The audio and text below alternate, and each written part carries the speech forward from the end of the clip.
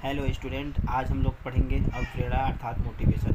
Abraham Maslow के सिद्धांत द्वारा है ये जो है अभिप्रेरणा क्या है इसके बारे में हम लोग पढ़ेंगे।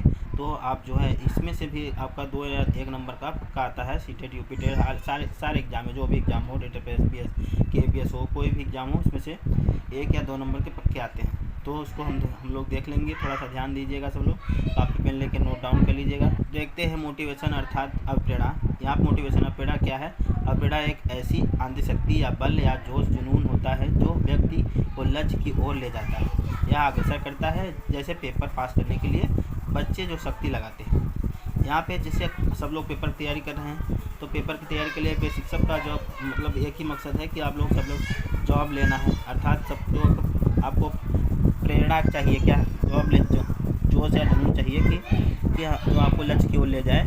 यानी आपको मोटिवेशन होना बहुत ज़रूरी है, क्योंकि आपके लक्ष्य तक पहुंचने के लिए बिना मोटिवेशन के लिए आप दोनों मोटिवेशन हुए आप आगे नहीं बढ़ेंगे। यानी आप कोई लोग जैसे यूट्यूब देख रहे हैं, वो यूट्यूब देख के आपको मोटिवेशन आएगा। तो आप जो है ये अभिप्रेरणा जो है ऐसा है, वो शक्ति देती है आपको कि आपको पेपर पास करने के लिए बहुत मतलब यहाँ पे मोटिवेट होना है, यानी मोटिवेशन होना है। हमेशा आप जो है मोटिवेट रहिए, डिमोटिवेट नहीं रहना है। आप अपने आप को खुद को मोटिवेट करिए रहिए। आप आगे देखेंगे मोटिवेशन शब्द लैटिन भाषा मूवर और मोटम से बना है। यहाँ पे ये जो है पूछा जाता है, कई बार एग्जाम में पूछा गया है। जैसे इसमें मोटिवेशन शब्द किससे है, लैटिन शब्द से किया गया है, लैटिन भाषा शब्द से हुआ है, यानी जो मूवियर और मोटम से बना है। अब हम लोग देख लेते हैं अभिप्रेरणा यानी मोटिवेशन 2 प्रकार की होती है। पहला है इंटरनल, आंतरिक इम्पोर्टेंट। यहाँ पे आंतरिक अभिप्रेरणा क्या है और इंटरनल यानी कि आपको बाह्य प्रेरणा, इंटरनल और दूसरा एक्सटर्नल है। पहला हम लोग देखते हैं इंटरनल मोटिवेशन, आंतरिक अभिप्रेरणा। जब कोई व्यक्ति किसी काम को करने के लिए आंतरिक रूप से प्रेरित होता है तो वह आंतरिक प्रेरणा कहलाता है। जैसे अगर कोई अपनी मर्जी से टीचर बनना चाहता है या कोई आंतरिक रूप से प्रेरित या कोई भी जॉब लेना चाहता हो, तो अब मतलब आंतरिक रूप से प्रेरित होगा वो। आंतरिक रूप का मतलब ये है खुद अपने से वो प्रेरित होकर जो उसके दिमाग में ये होगा कि हम जॉब मिल जाएगी तो हमें समाज में प्रतिष्ठा मिलेगी और अच्छी सैलरी मिलेगी, हमको सभी लोग अच्छे से देखेंगे।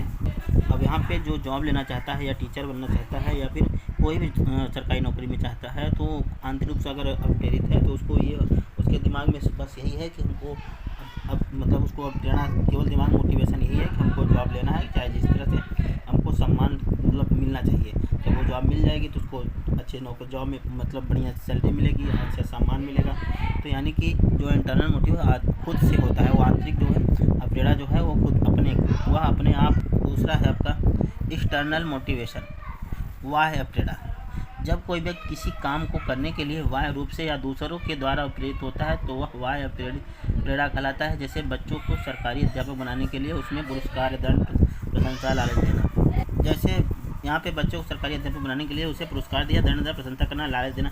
अब जैसे कोई बच्चा है उसको आप जो है लालच दे रहे हैं कि आप परीक्षा पास हो जाओगे, अच्छे से मेहनत करो तो तुम टीचर बन जाओ, तुमको बाईसाइकिल देंगे या फिर तुमको जो है मोटर कार देंगे। यानी आपको यानी कि बाइक या मोटर कार की लालच दे रहे हैं या फिर नहीं, या फिर दंड दे रहा है या प्रशंसा करके उसको प्रेरित किया जाए। तो बाह्य रूप से प्रेरित नहीं होना है आपको बाह्य रूप से प्रेरित नहीं होना है, आपको आंतरिक रूप से प्रेरित होना है। प्रिंसिपल ऑफ मोटिवेशन, प्रेरणा के सिद्धांत। ये सिद्धांत 1 नंबर का आपका आता है।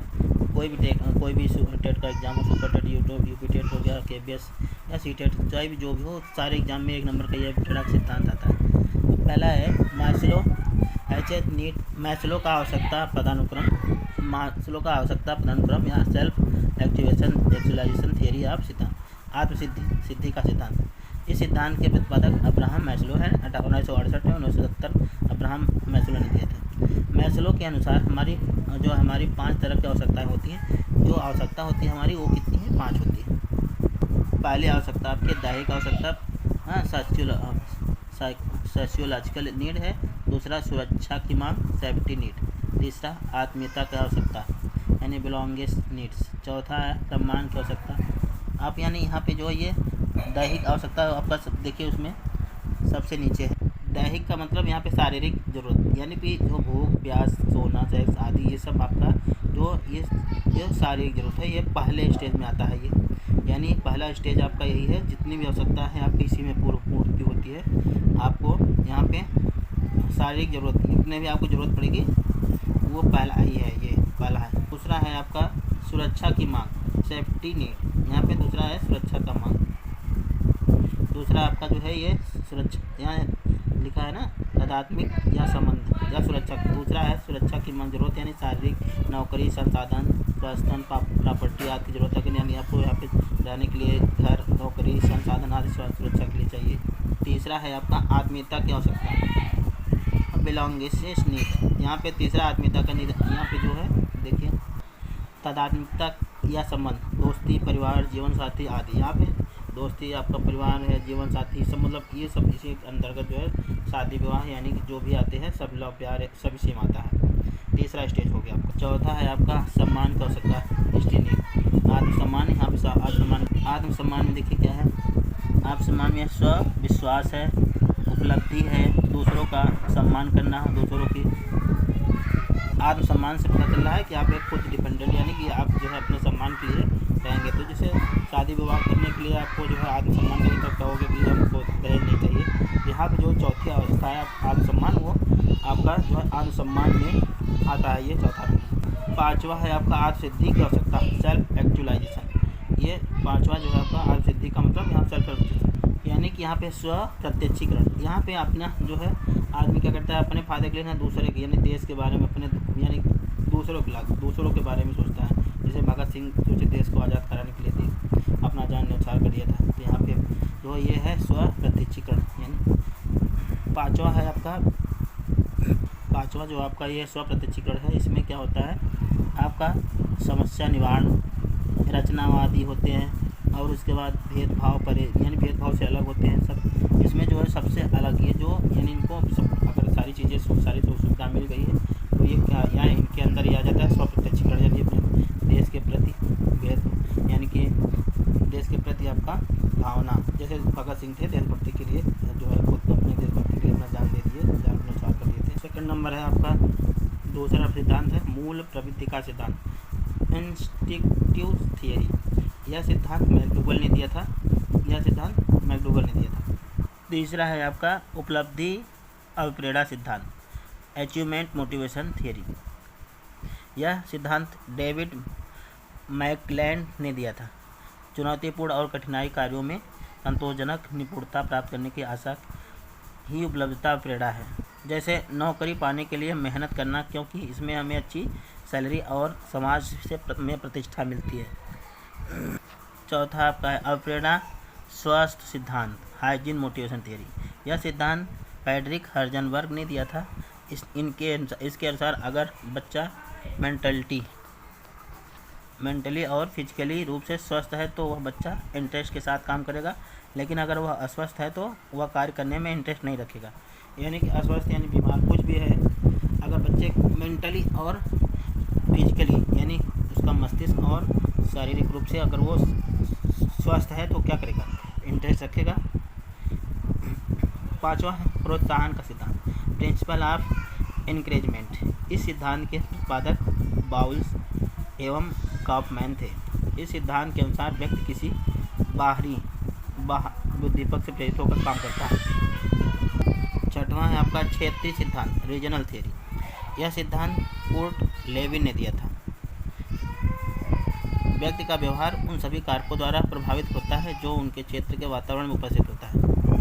व्यक्ति का व्यवहार उन सभी कारकों द्वारा प्रभावित होता है जो उनके क्षेत्र के वातावरण में उपस्थित है। जैसे आप सभी लोग जॉब के लिए तैयारी कर रहे हैं, टीचिंग तैयारी कर रहे हैं, तो आपके आस पड़ोस के या रिश्तेदार ऐसे लोग ऐसे मतलब बहुत ताना मारते होंगे, कहते होंगे ना कितना वर्ष हो गया, इतना टाइम बीत गया, पता नहीं कौन सी पढ़ाई कर रहा है ना, जो है उनका लड़का हो गया, उनकी लड़की हो गई। यानी कि वो जो ताना मारेंगे तो आपको जो है खुद आप अपने जो मोटिवेट हो जाएंगे, तो आप तैयारी करेंगे अच्छे से आपको वातावरण।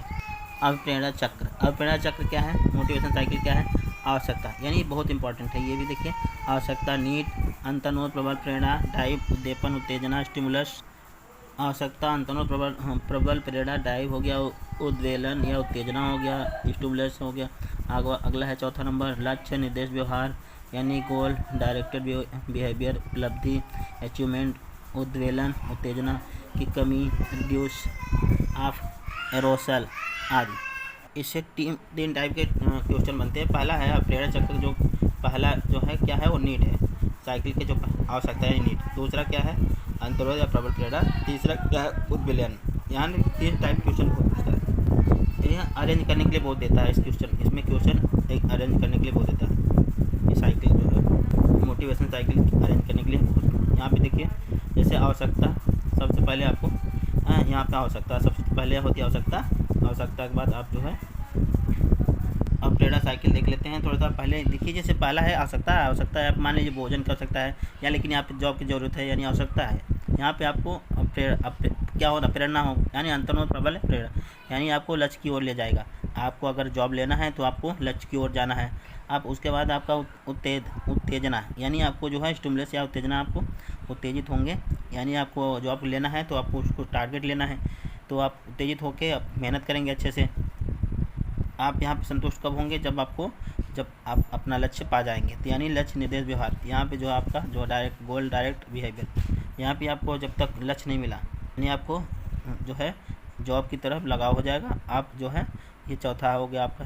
अब जब आपको जॉब मिल गया तब आपको यहाँ पे उपलब्धि अचीवमेंट, तो आप जब को उपलब्धि यानी अचीवमेंट हो गया, जॉब मिल गया, तो आपको क्या अगर आपको फिर दोबारा जॉब मिलेगा तब आप क्या करेंगे नहीं। आप देखिए मोटिवेशन यानी प्रेरणा, लैटिन से भाषा क्या है मोटम यानी मूवर, अर्थ क्या है टू मूव गति प्रदान करना। यहाँ महत्वपूर्ण परिभाषा क्या है प्रेरणा से, प्रेरणा वे सभी कारक हैं जो प्राणी के शरीर को गति प्रदान करते हैं, यहाँ पे गति प्रदान करते हैं। फिर उसके बाद महत्वपूर्ण भाषा हो गया स्किनर, प्रेरणा की अधिकतम सर्वोच्च राजमार्ग या स्वपथ है।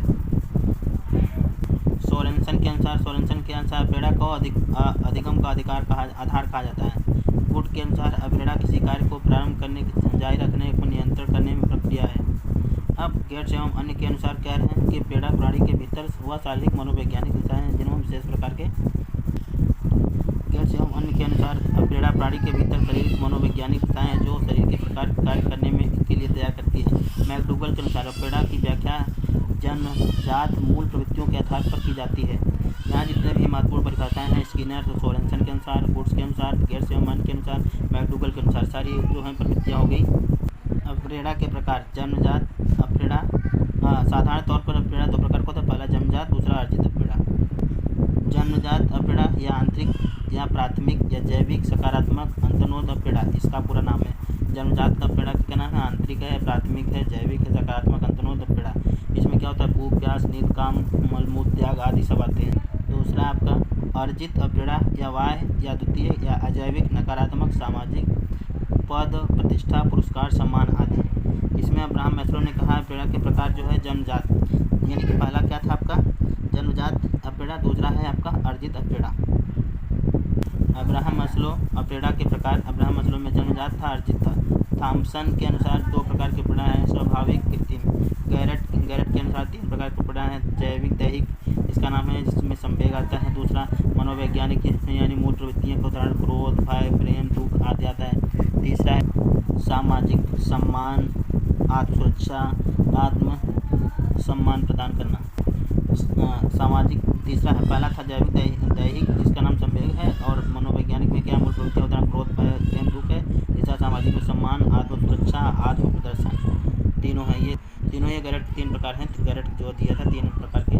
अब यहाँ पे पहला है आवश्यकता नीड, प्राणी के शरीर में जब चीज़ की कमी या यदि की आवश्यकता किसी कारण से उत्पन्न होती है तो उसे आवश्यकता कहते हैं यानी आवश्यकता नीड है। दूसरा चालाक अंतर्नोद, चालाक या अंतर्नोद या प्रोढ़ोद या डाइव प्राणी में जब आवश्यकता उत्पन्न होती है तो उस आवश्यकता के कारण प्राणी तनावग्रस्त हो जाता है और पहले से अधिक सक्रिय हो जाता है। इस तनाव को या सक्रियता को चालक कहते हैं, चालक नहीं चालक। तीसरा है प्रोत्साहन या उद्दीपन इंसेंटिव में प्रोत्साहन प्राणी को अपनी तरफ से आकर्षित करता है। इस प्रकार प्राणी प्राप्ति से आवश्यकता संतुष्टि हो जाती है और चालक की चालकता में कमी आ जाती है। अब यहाँ पे देखिए आवश्यकता क्या है, चालक क्या है, प्रोत्साहन क्या है। आवश्यकता है प्राणी के शरीर में पानी की कमी, अब चालक प्यास है, प्रोत्साहन पानी है। दूसरा भोजन की कमी आवश्यकता है, आपको चालक भूख हो जाएगा, प्रोत्साहन भोजन हो जाएगा। आवश्यकता नींद की कमी है तो यहाँ चालक नींद हो जाएगा, प्रोत्साहन सोना हो जाएगा। अब प्रेरणा का सिद्धांत है मूल प्रवृत्तियों का सिद्धांत, प्रतिपादक क्या है विलियम मैकडूगल। अब प्रेरणा का सिद्धांत कौन है, अब प्रेरणा का सिद्धांत क्या है मूल प्रवृत्तियों का सिद्धांत जिसके